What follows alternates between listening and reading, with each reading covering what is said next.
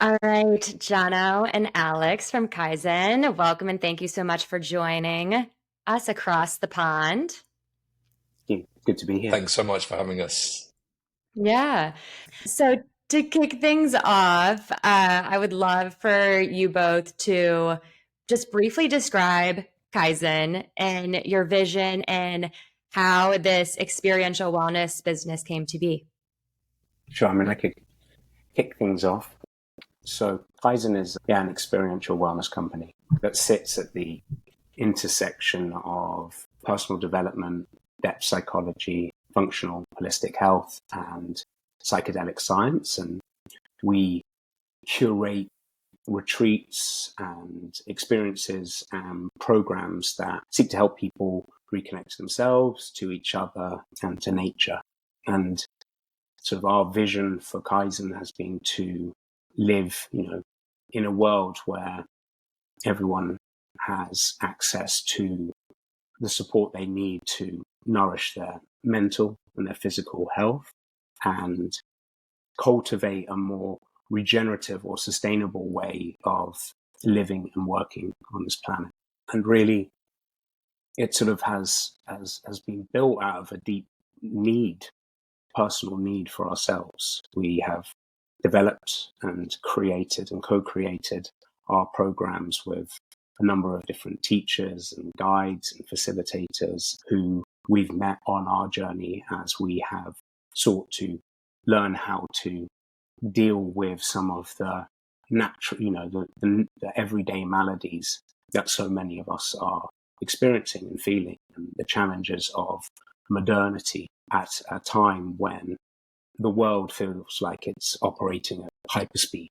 And so really, Kaizen is at its core is an invitation, and it's an invitation to slow down to just enough so that we can see the wood for the trees and create safe and nourishing environments for people to join us, to learn a little bit more about themselves, to heal and transform in community, to be seen and to be witnessed in each other's transformation.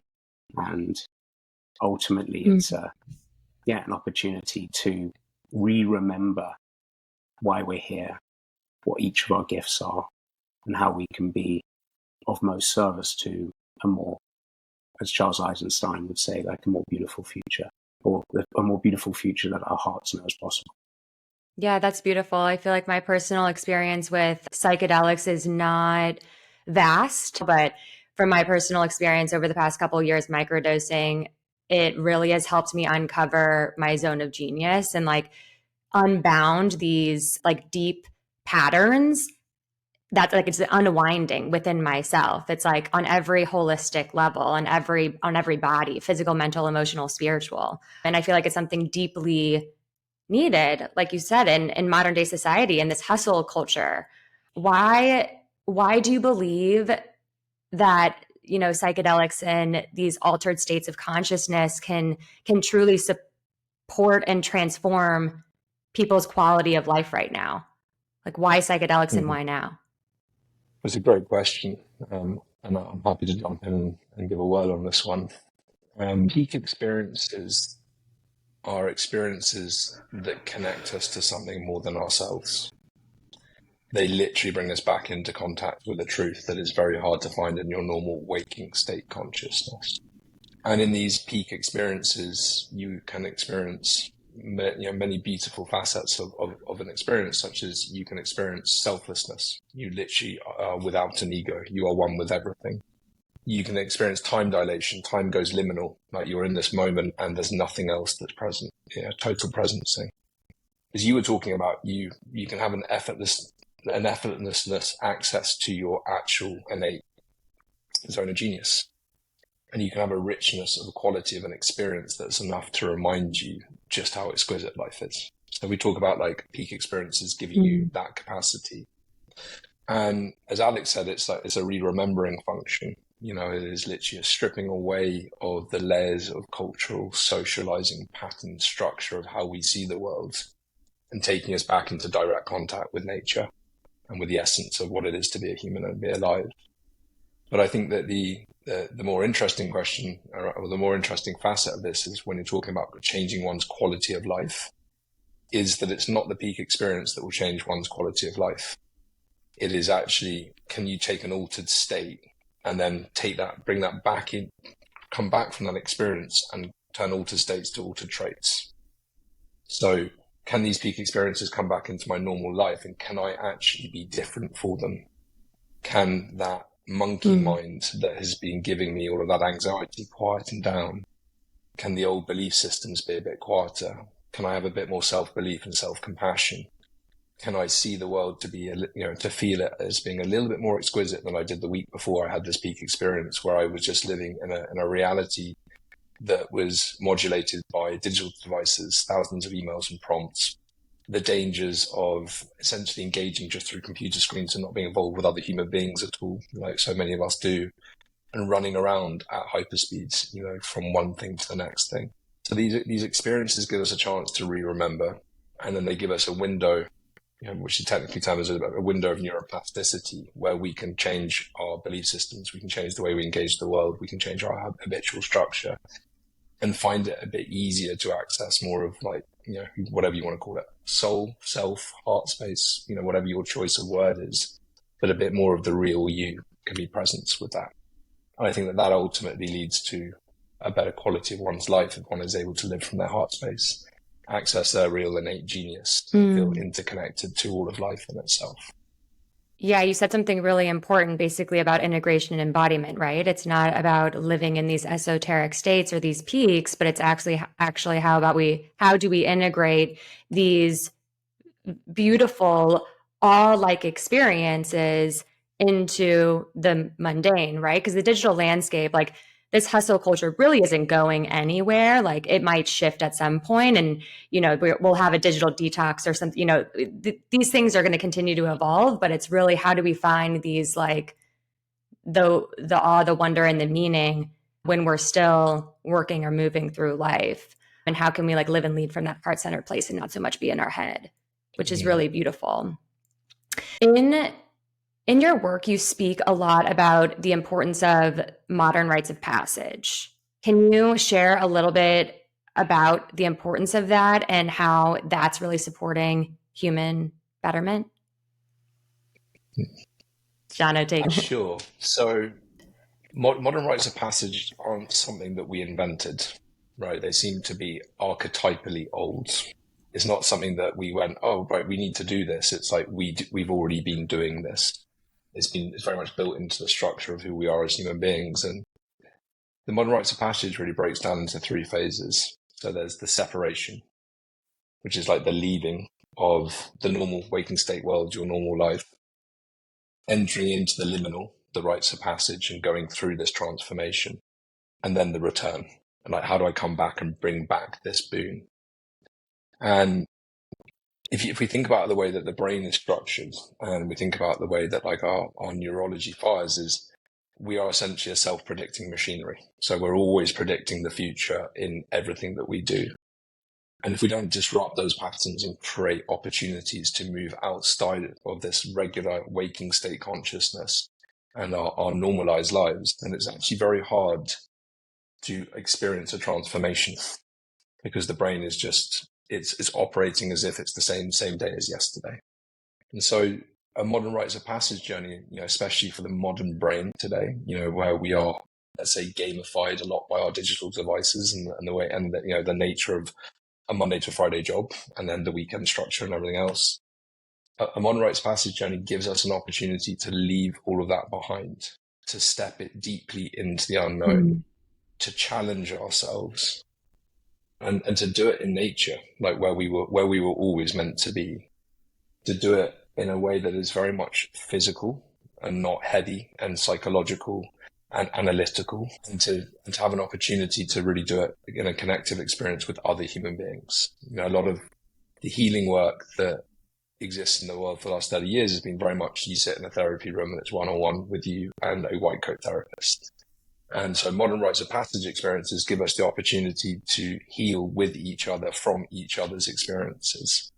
And I think that's very different to what most of us think healing is about is that we go to a doctor, or we go to a psychologist, or we go to a psychiatrist, and they have our answer for us. We buy the answer, essentially. Modern rites of passage experiences help you go in to find your answer, your healing, your boon, your purpose, whatever it is. And it's designed and facilitated for you to become re-empowered. I was just going to add that, you know, we're talking about modern rites of passage, but rites of passage have existed in our indigenous and ancient and original societies for millennia, and they really, you know, were used by those cultures through a process of, you know, as an understanding that through our adult maturation, that demarked stages from, say, boy to man or maid to maiden, that there are these moments in life that often are created in order to pull said boy away from his normal waking existence, where he is supported by the sort of the tribe and living in community, and often is sent on a vision quest or engages with plant medicine, or, you know, moves through, you know, goes to hunt his first kill, or goes through whatever this process that was existed within each of those communities, that they would use as a moment to demark this shift in maturation. And really, it's one of the things that we noticed in modernity, is that, you know, we live in an age of convenience, and actually these sort of more challenging situations that were so sort of set within these ancient communities, we have less of those intentional rights, and therefore we actually don't get some of the opportunities in order to see what we're made of, to understand what we are capable of as we move from one stage of life to the next. And very often we require initiatory processes in order to make and transcend those, you know, to essentially to the next level. So in more indigenous, ancient, original societies, they have these rituals and these processes that all of the community will go through, men, women at different stages, that they understood, that help the individual move through different psychological developments and physical developments. And one of the things that we noticed when we were sort of designing our programs, as we were looking to our sort of more ancient wisdom and traditional, you know, ways of operating and living in society and community, was, wow, it's not that, it's almost like when this is where sort of the depth psychology comes into it and Jung's work, but it looks at the requirement for initiation. And the thing is I think all of us will go through some type of initiatory process in life, whether or not it might manifest in the mental, a physical, a relational, or spiritual emergency, where we are, or, you know, addiction or X, Y, and Z, where we are brought to our knees in order to understand, you know, to learn from the challenges, to see what we're made of, to write our path and find a way to chart the next part of our journey. And so really we've done our best to bring those more ancient and original and indigenous sort of frameworks into a modern program that is suitable. I'd just love just to add in something there as well, and just for clarity to the listeners, we run a modern rites of passage journey, so we do not run what I'm referring to now, in case anyone gets worried, but there's a tribe called the Dengan tribe, and a sociologist went down in the 1990s, I think it was, and he went to look at their rites of passage journey. And the rites of passage journey essentially would see about roughly 100 boys each year around the age of 14 sent off, and not all of them will come back from this journey. And he turned around to the chief and he said, "How can you do something so barbaric and cruel?"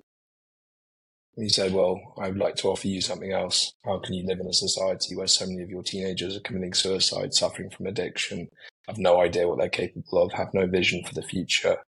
I would call that barbaric and cruel. And the point that he made was that for the betterment of the community, it was essential that these younger gentlemen could go away and cultivate a vision of themselves in the future for the community, so that they could come back bearing the mature masculine to go and represent and look after that community, knowing exactly who they are, what they're made of, and what they're capable of doing. And what I'm not suggesting that anyone should go away and write some passage journeys that risks like health or life. The idea of going away to deeply look within to find a vision of how you can be of service on this planet is what this planet needs more of, but it's also what individual psychology, like our own individual psychologies, need more of. Like a lot of the mental health issues we're talking about today are coming from the fact that people cannot see a vision for their future that is beautiful. We are the first generation that doesn't have a future vision for this planet. We are marred in worry and conflict around it. We're the first generation who don't know whether we'll have jobs in 20 years' time because of AI. We're the first generation where everything that we need is now predicated on devices. And we are disconnected from the very essence of what it means to be human, which is to live in community. And community community has a necessity. Like, we lived in community because it was beneficial. But all of this convenience and technology has removed the need for community. But the byproduct of that has been to create, in our view, like a tidal wave of mental health issues for the generation that we stand for today. And so this modern rites of passage journey is not just about healing. It's also preventative. It's about giving yourself a vision that's going to help you avoid some of, as Alex said, the initiations that will come for you if you're not living a heart-centered life and you're not feeling connected to yourself, each other, and nature. Absolutely. You touched on so many things that I want to dive into further. I feel like the emphasis of nature-based, psilocybin or just psychedelic experiences, and how they are primarily in clinical settings right now. There's more other experiences that are immersed in nature and retreats and everything. But what is your perspective on the commercialization of like psilocybin experiences and altered states of consciousness? Because what you're speaking to is really connecting the wisdom and the ancient wisdom and the ritualization to the modern world. But right now we're living in a state where we're almost transposing our hustle culture onto these sacred soul journeys, these transformational journeys. Like, what is your guys' perspective of that? Because, psychedelics are almost, you're speaking to an intentional, proactive intervention. This isn't really like a business, or should it be? So if you told me 15 years ago that we would have a world where psychedelics would be considered as a healing modality and becoming more acceptable, I would have cried just out of like the beauty of the idea that was possible. It just wasn't, that wasn't in the zeitgeist 15 years ago. So I want to start by saying, like, yay to that. I think it's incredible. And to the science that's validating the benefits of having a society that has a relationship with psychedelic medicines. Like, I think that's super cool. But of course, everything has a shadow, right? There's no silver bullet for these things. And any new innovation comes with a dark shadow. There's just no two ways around it. And so it is wonderful to know that if we're sitting in a world where 1 in 3 people is likely to suffer a mental health issue, to be put on prescription medications, told that this is a disease, and to be told that they're going to need to take this for the rest of their lives, well, the return of psychedelics to culture is another pathway that we don't have to live like this anymore. And I think it's really important. But of course, along with it is coming the darker shadow of those that would like to capitalize on it and seek to become very wealthy from this process. But that's in every industry that we know of, so it's not exclusive to psychedelics. But I think more importantly, and I think this is where my worry or concern comes, is psychedelics do not mix well with narcissism. They are a dangerous recipe. And where people are having unity experiences, which is quite common in psychedelics, and then misinterpreting that with delusions of grandeur about their role in healing other people, and then becoming healers, and then making a business of it, and then guiding people down this pathway. That's the area of concern for me. So we need the clinical setting in order to create safe protocols. I think it's necessary, but we also require deep nature and ancient ways of knowing how to contain this medicine. And I think it's about how we bring it together. And in the process of doing that, we're going to have some dark nights and some dark stories, just because that's the nature of the human beast, right? But alongside that, we're going to have incredible, or we know firsthand, incredible experiences where people are having life transforming journeys that bring them back into a world that they never could have imagined for themselves. So they're both. I think it's also important to really clarify that psychedelics are not a silver bullet and they're not a panacea, and one peak experience isn't going to cure you of X, Y, and Z. And that is a huge misnomer that's being presented in the psychedelic renaissance. Psychedelics are one pathway to access inner guidance, inner healer, a deeper connection with self, in order to bring forth those insights into your everyday life. The most important part of integrating one of these experiences that it's done in community. It is the power of, as I mentioned earlier, being seen in your transformation and also being witnessed in that process. And I think one of the things that we've really thought about is really our whole program is really built with harm reduction thought about at its core. What is the gold standard of guiding someone through this experience, which is why our retreats have, are bookended by thorough preparation and integration, and then our participants are supported through the joining of a community where they can self-organize and meet up, where they can join integration circles and programs, where they can, if they want to further engage with any one of our team, be it psychotherapists, be it leadership coaches, be it functional doctors, to start to get better purchase on what it is that's actually emerging. Now, today, as a business, we are working out how to actively balance profitability with reciprocity, and we're enjoying working that out with our community as a tool by which we can create scholarship funds, and we support frontline workers and those who come from more diverse backgrounds or don't have the financial resources for the quote unquote level of care that is available. And I think, to Jono's point, every business every industry has these challenges, right? The scary part of it is witnessing, as Jono said, people who are pooling together these medicines in retreats where suddenly you're doing a psilocybin, a ayahuasca, and a 5-DMT, and a tesmicol in 4 days. Yes. And then letting people go, and it's under this presence of becoming a wild man or wild woman, and you're like, oh my God, what is going on here? Because the barrier to entry to present something like that is terrifying. So again, we're all ears. We're doing our best to basically go that's why we're speaking on this podcast, is we want to get the message across that if you are going to engage in these processes and this type of work, please do your research about the facilitators, about their backgrounds. Make sure that there's psychotherapists who are screening you before you come on board, so that they're aware of everything that could come up or may emerge. Make sure that there are coaches in the room. Make sure that the guides have deep experience and work with these medicines before you engage with it. Really ask to speak to previous clients or really deeply review the testimonials.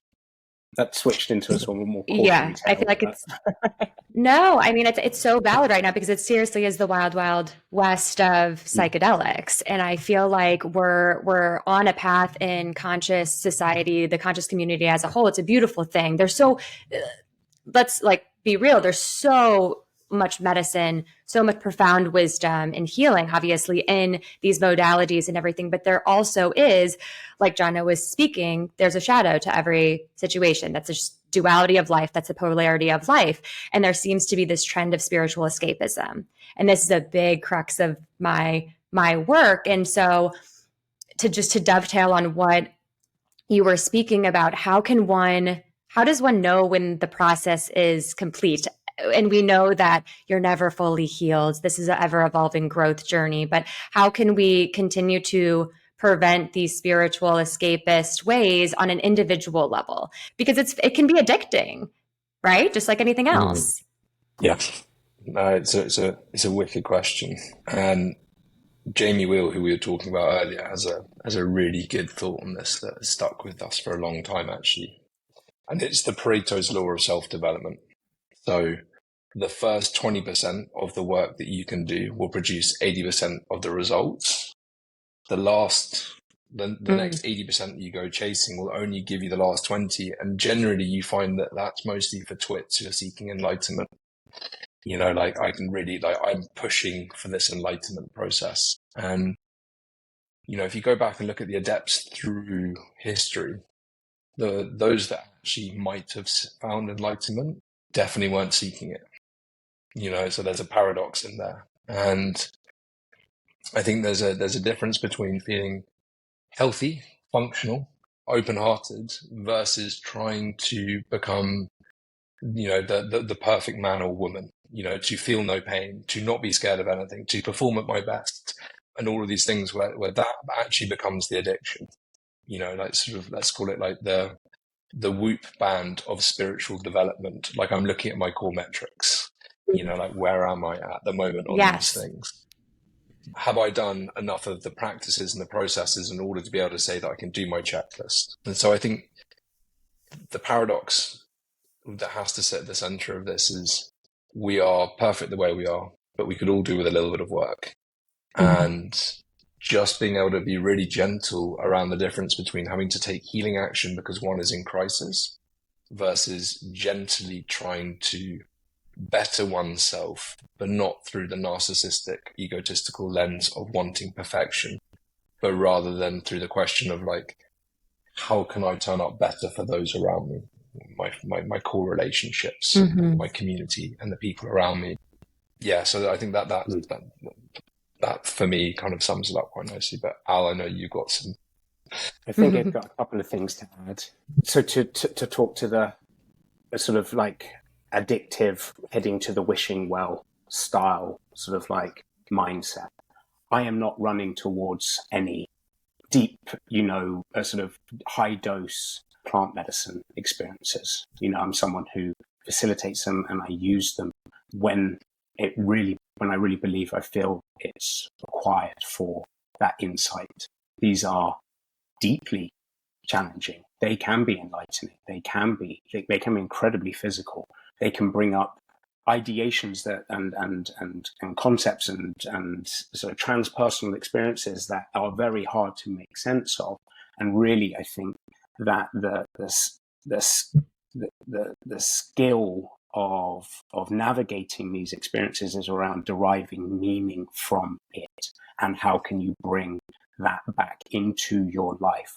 So a pretty good metric, if you wanna look at that, is where does conflict exist in your life? Is there more of it, or is it getting easier for you? Are you able to navigate the conflict in a more, you know, appropriate way?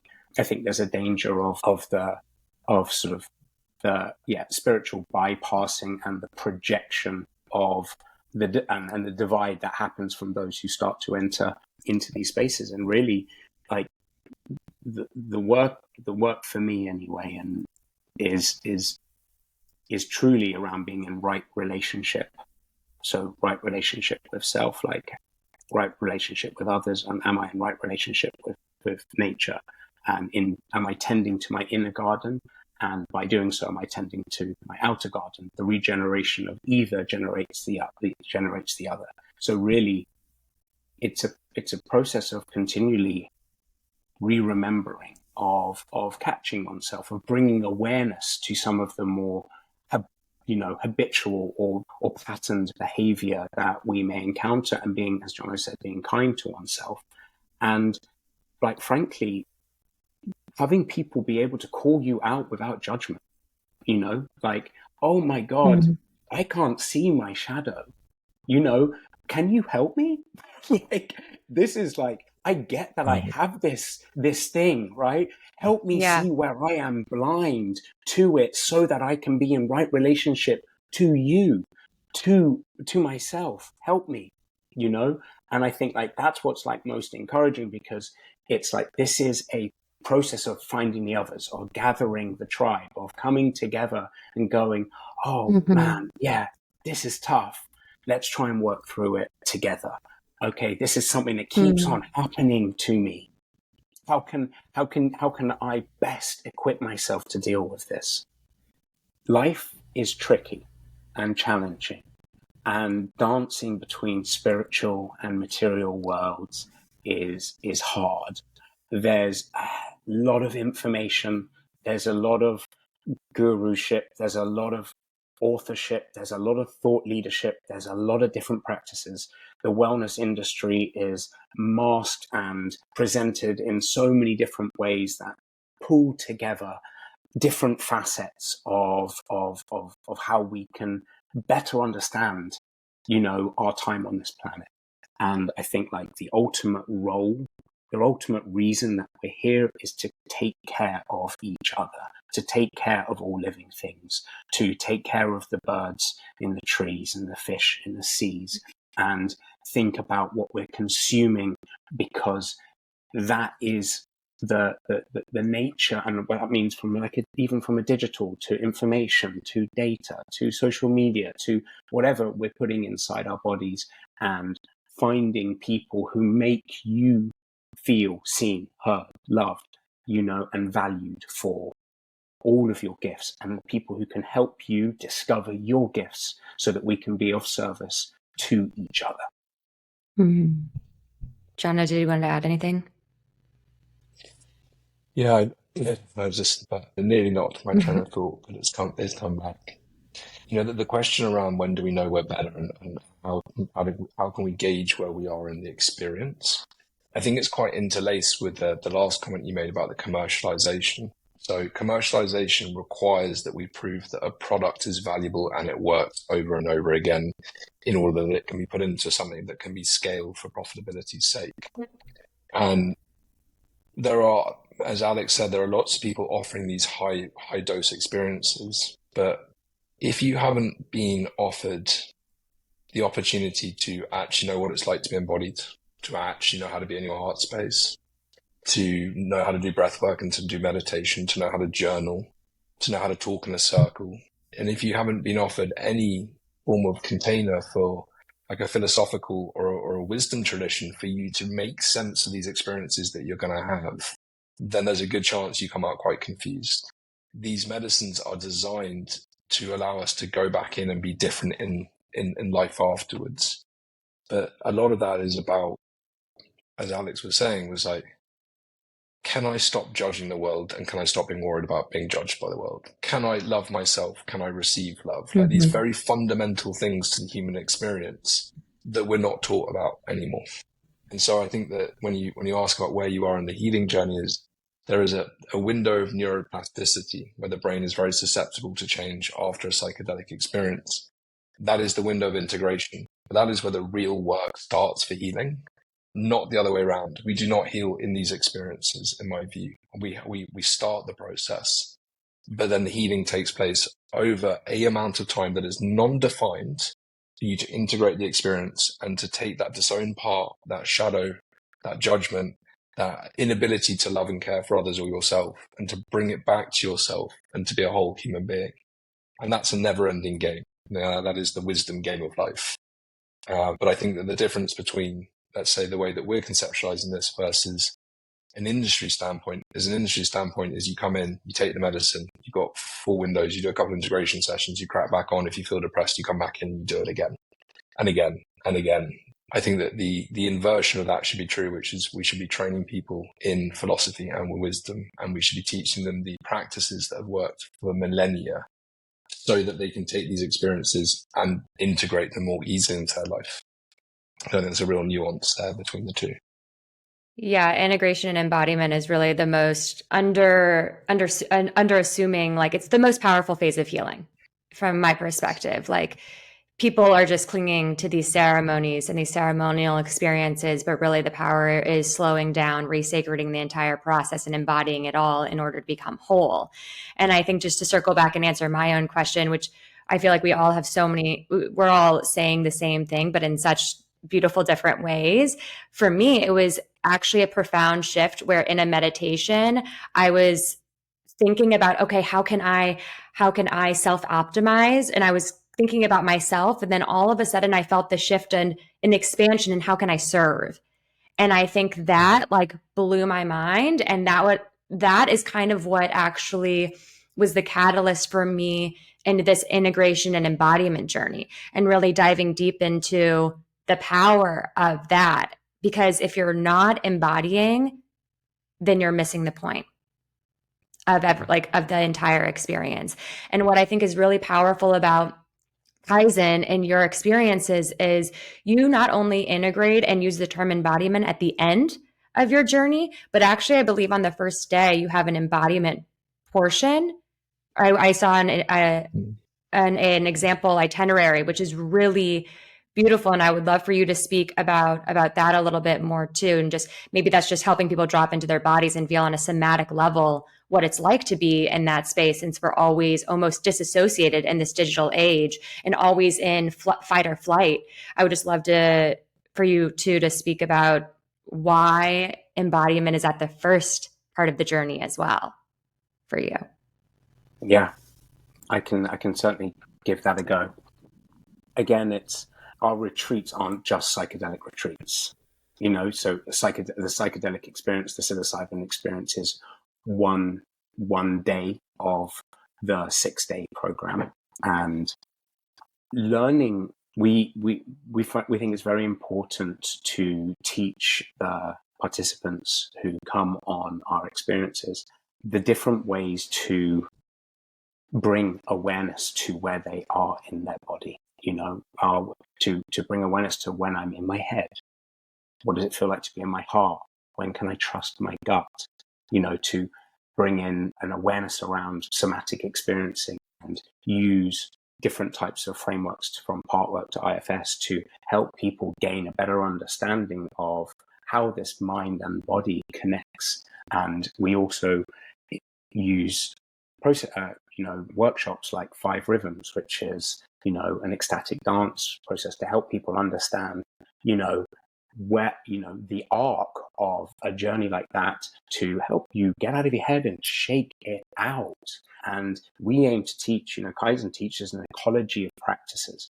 I really appreciate that you're talking about the holistic perspective here. And I think you're speaking to the inner compass. Is that the synthesis of ecological practices they're speaking to is your inner compass, correct? One of the things that was really important to us when we started this journey was, how do you take all of this academic information that's siloed in isolation and bring it together into a holistic program where people can understand the knowledge through embodying the wisdom, rather than us just being so heady and explaining concepts to people? Like, how can you experience wellness rather than think about how to be well, would be kind of the heart of that story. And for us, the whole idea is that philosophy is a precursor to psychology. So just for real clarity, that the first psychologists were philosophers. And the first philosophers, what they were really talking about was how to be happy and have a meaningful existence on this planet. And what we tried to do is to synthesize the most relevant information around how to live a meaningful life. Like not what is the meaning of life, too big a question for me to answer, but like, where is meaning in my life? How can I live a meaningful existence? And once you start to develop a vision for what that is, and as you talked about being in the genius zone, like, starting to access flow states and starting to really know who you are and where you come alive. What are the practices and what are the modalities that are going to help me as I swing on and off the pathway of being either burnt out, anxious, underwhelmed, grieving, sad, the full human experience? And for way too long, really since modern psychology came along is that it's been the psychologists that know how to do this, not the everyday human being. And our role was like, okay, well, let's put this back into people's hands. Like, we do not want to be their coach forever. We want the inverse. We want to teach them how to coach themselves, how to become their own philosopher and to become their own embodiment practitioner, and then to take that and to give it to other people. And so the compass is really predicated on bringing together neuroscience, psychology, with ancient wisdom and philosophy in a digestible format that anyone can know because it's working in them. It's an embodied experience, not a heady concept of, I'm going to read a book about philosophy here. And at the heart of it is like three core things. One, how do we help people build a vision for their life that is so inspiring that they might actually cry when they think about it? Because every human being deserves to feel like that on this planet. Two, how do we help people know just how capable they are of handling the challenges that we will all face, whether chosen or unchosen in life? And three, how can I essentially modulate living in this modern hyperspeed by knowing my mind and body so well that I can listen to the signals and I can use these practices to handle what is, like, if I'm being totally honest, unbelievably overwhelming for the human experience. Living in modern day reality is like grabbing an electrical fence and not being able to let go of it at the moment. We're just moving. There's just so much going on. And the inner compass helps us to ground ourselves, have a North Star, know where we are, and be able to orient ourselves through life, no matter where we are, and give ourselves a map to navigate to a more beautiful future. That was beautiful. Thank you so much for diving deeper into that, because I feel like what's so special about Kaizn is like you mentioned, the psychedelic is only a small sliver of the entire experience. And I feel like what you teach is how you can find these psychedelic transcendent experiences in your sober self, like in your human body. And at the core of this is you're really healing like the meaning crisis that is running rampage in modern day society. And I feel like you really hit on the three big things to grow forward from that. And you speak a lot to regenerative culture, which is a term that I don't hear very often, and I feel like is a really interesting lens to look through. It's not just about regenerative agriculture, but how can we holistically look at our life to collectively heal, holistically heal. So I have so many more questions, guys, but we're running out of time. And so we'll have to have you back and to dive deeper when you really start to launch more of these experiences, because I feel like they're so necessary in society. And you have such beautiful journeys and eloquent wisdom to share with the world. So thank you so much for sharing that on here. Final question. I feel like there's so many different resources on psychedelics right now. Like I said, it's like the wild, wild west. So I know there's a white paper and it's so thorough, but not overwhelming. And so I highly recommend people go check out that and learn more about Kaizn and just like the state of society. They have so many good resources. But if there's any other books or podcasts or you have many teachers and a wealth of intel, if there's any you want to share right now, please do. On psychedelics, healing, psychology, anything. Where to start? I think the useful one, if someone is looking to start to understand psychedelics, I think there's something quite safe about approaching the podcast that Andrew Huberman has done with Griffiths and a couple of other people. I think that there's something about understanding the neurochemistry that takes place that feels quite safe and grounding. Jordan Peterson and Roland Griffiths have done great podcasts, and I think that's really worthwhile listening to. And there's a company called Psychedelics Today who run a brilliant podcast where they bring in beautiful heartfelt speakers and they intersect science and more of the shamanic practices and try and bring that together with psychology. So yeah, if you're looking for psychedelic education, I'd say those are 3 good starting points. I love that. I actually worked with a shamanic therapist when I first started microdosing, and it was really helpful. I'll have to listen to that podcast. Cara, we'd love to have you come and join us whenever you're ready to experience plant medicine on a retreat. So consider that an invitation sent in the post to you. And whenever you're ready, we would love to do that with you. Oh, thank you so much. It would be an honor. I mean, I feel like I have been low-key calling in one of these experiences. And, I was supposed to go many years ago, actually, but it didn't work out. And divine timing is flawless. I was like going through a breakup at that time, and my whole Saturn return and my whole world fell apart. So I was like, that was definitely not the right time to go on that plant medicine ceremony. And I've kind of just been like, it will come to me when the time is right. And it would be such an honor to experience Kaizn in your community. So thank you. I would definitely will take you up on that. And I feel like I can feel the heart-centeredness and that like coherence through the screen right now. So just thank you for sharing that. And I'm just excited to experience Kaizn firsthand, hopefully in the future, the near future, and continue to stay in touch. So thank you so much again for everything. Thank you so much, Cara. It's been a real pleasure. Of course.